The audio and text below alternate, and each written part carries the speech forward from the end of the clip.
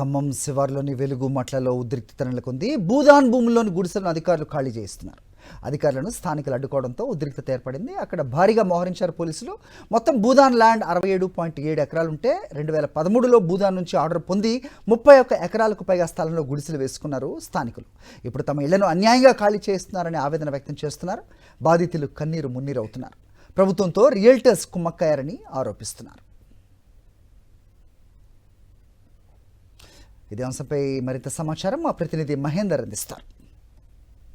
వినోబా కాలనీలో తీవ్ర ఉద్రిక్తత చోటు చేసుకుంది. ప్రధానంగా గుడిసెలు భూదాన్ భూములకు సంబంధించి కూడా 2013లో కూడా ఇక్కడ పెద్ద ఎత్తున స్థానిక నిరుపేదలు కూడా పెద్ద ఎత్తున కూడా గుడిసెలు సంబంధించి వేసుకున్నారు. ఇది మొత్తం ల్యాండ్ సంబంధించి చూసుకుంటే భూదాన్ ల్యాండ్ 67 ఎకరాలకు సంబంధించి ఉంటుంది. అయితే ఇందులో చాలా వరకు మొత్తం మాకు పట్టాలకు సంబంధించి కూడా ఉన్నాయన్నది కూడా ఇక్కడ నిరుపేదలకు సంబంధించి చెప్తున్న పరిస్థితి కనిపిస్తుంది. అయితే అధికారులు మాత్రం వీరికి ఎటువంటి సంబంధించి పట్టాలు లేవు. గతంలో కూడా మేము చాలాసార్లు వీళ్ళకి నోటీసులు సంబంధించి జారీ చేసాం, అయినా కానీ ఖాళీ చేయలేదు. అందుకే ఖాళీ చేసే ప్రక్రియ సంబంధించి కొనసాగిస్తున్నాను కూడా అధికారులకు సంబంధించి చెప్తున్న పరిస్థితి కనిపిస్తుంది. వీళ్ళకి మాత్రం అన్ని ఆర్డర్ కాపీలు ఉన్నాయని కూడా ఇక్కడ నిరుపేదలకు సంబంధించి చెప్తున్నారు. ఇక్కడ ఉన్న వాళ్ళంతా బడుగు బలహీన వర్గాలకు సంబంధించిన వాళ్ళే. నిరుపేదలు చాలా వరకు అందరూ చాలా తక్కువ సంబంధించి వేరే దగ్గర కొనుక్కోవడం కానీ ఇక్కడ తీసుకొని దాదాపుగా 70 నుంచి 80 గజాల వరకు మాత్రమే గుడిసెలకు సంబంధించి వేసుకుంటూ చాలా ఏళ్ళ నుంచి 10 ఏళ్ల పైన కూడా ఇందులో నిరుపేదలకు సంబంధించి ఉంటున్న పరిస్థితి కనిపిస్తుంది. ఉన్న పలంగా ఖాళీ చేయమంటే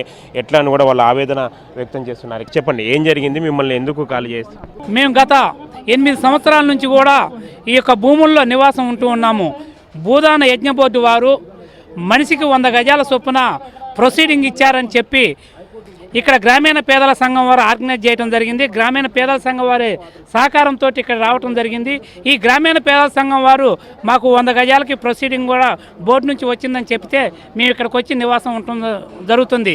ఎటువంటి సమాచారం లేకుండా ఈరోజు మా ఇళ్లను కూల్చేస్తూ ఒకేసారిగా కాలనీ మొత్తం మీద పడిపోయి మనిషికో 2 లక్షలు 3 లక్షలు 1 లక్ష 2 లక్షలు సంపాదించుకున్నటువంటి డబ్బులతోటి నిర్మించుకున్నటువంటి ఇండ్లు మా కళ్ళ ముందే ఈరోజు ఆవిరైపోతూ ఉన్నాయి. ఏం చేయలేని పరిస్థితిలో ఆత్మహత్యలు చేసుకోవాలన్నా మేము ఏం చేసుకోవాలన్నా కూడా తెలియని పరిస్థితిలో దుస్థితిలో ఉన్నాము. ప్రభుత్వం వారు స్పందించాలి. ఈ ప్రభుత్వాన్ని విజ్ఞప్తి చేస్తున్నాము, ముఖ్యమంత్రి గారిని కానీ ఇక్కడ జిల్లాలో ఉన్నటువంటి 3 మంత్రులను కూడా. అయ్యా, ఇక్కడ ఉన్న వాళ్ళం అందరం కూడా నిరుపేదలము, రోజు పని చేసుకుంటే బతికేటటువంటి కూలీలము.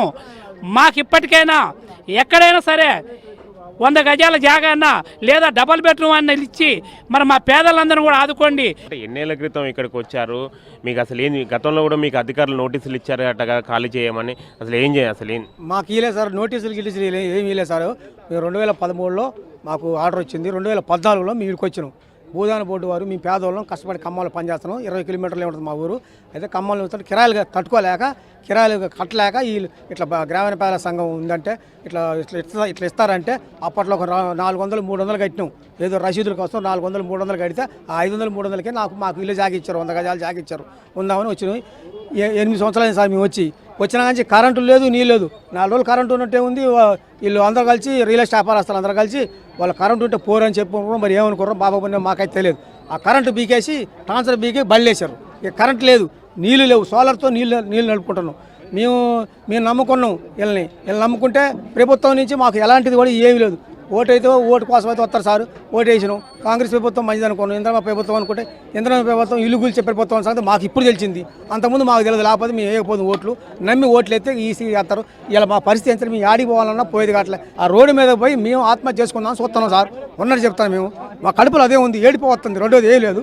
మరి ఇది పరిస్థితి. ఎంతమంది ఉన్నారు మీరు మొత్తం ఇక్కడ? ఎంతమంది? ఇక్కడ మొత్తం 700 మంది నుంచి 800 మంది ఉంటామండి. మొత్తం కుటుంబాలు మొత్తం 1890 కుటుంబాలకి మాకు ప్రొసీడింగ్ ఆర్డర్ ఇచ్చారు. ఏది భూదాన బోర్డు వారు. ఆ భూదాన బోర్డు వారు ఇచ్చిన తర్వాతనే మేము వచ్చినాం తప్ప మేము దౌర్జన్యం వేసుకోలేదు. ప్రైవేట్ ల్యాండ్లో మేము వేసుకోలేదు సార్. ఒకవేళ వేసుకున్నట్టుంటే మీరు వచ్చి చెప్పాలి కదా.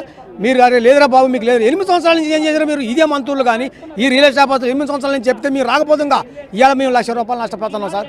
మేము చాలా పేదలను కూల్ చేసుకోవడం. ఏంది ప్రొసీడింగ్ ఆర్డర్ సార్? భూదాన యజ్ఞం వల్ల మాకు ఇది ఆర్డర్ ఇచ్చారు సార్. నేను ఇక్కడ సుతార్ పని చేసుకోవడానికి వచ్చాను.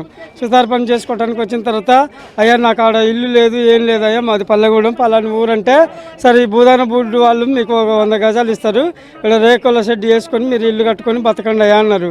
సరే అని ఒక 50-60 వేలు పెట్టుకొని రేకుల షెడ్ వేసుకొని 8 సంవత్సరాల నుంచి ఇక్కడనే నివాసం ఉంటే ఇక్కడనే బతుకుతున్నాను. నా భార్య పిల్లగాళ్ళు కుటుంబంతో బతుకుతున్నాము. మాకేదైనా మరి అయ్యా మీకు కూలి చేస్తాం, మరి 3-4 రోజుల తర్వాత మీరు ఏదైనా చదువుకోండి చేయాలని ఏదైనా చెప్పాలన్నా ఏది చెప్పలేదు, ఏది చేయలేదు. 8 సంవత్సరాల నుంచి ఇక్కడనే నివాసం ఉంటున్నాం సార్. ఇప్పటికిప్పుడు వచ్చి మా ఇల్లు ఖాళీ చేసి పోయి బతకాలంటే మేము ఎక్కడ బతకాలి సార్? మేము ఎక్కడ ఉండాలి, ఎక్కడ బతకాలి? ఇప్పుడు మా నివాసం ఏంది సార్? మా పరిస్థితి ఏంది సార్? ఇప్పుడు కాంగ్రెస్ గవర్నమెంట్ అని మాకు ఏదో మేలు చేస్తుందని మేము గెలిపించుకుంటే మాకు ఇట్లా అన్యాయం చేసి ఇట్లా చేస్తే మా బతుకులేదు సార్. ఇప్పుడు మీ ఆడపై ఉండాలి. ఇప్పుడు ఎక్కడికి వెళ్తున్నారు? ఇప్పుడు ఏం లేదు సార్, ఎట్లా పడి సావటమే మాకు దిక్కుంది.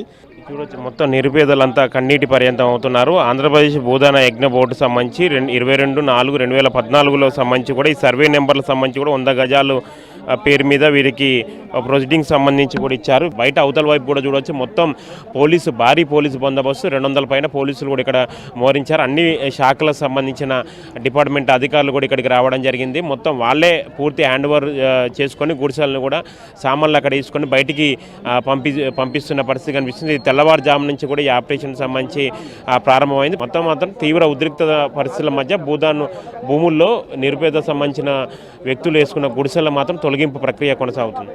కెమెరా పర్సన్ సతీష్తో మహేందర్, సాక్షి టీవీ, వెలుగుమాటల, ఖమ్మం జిల్లా.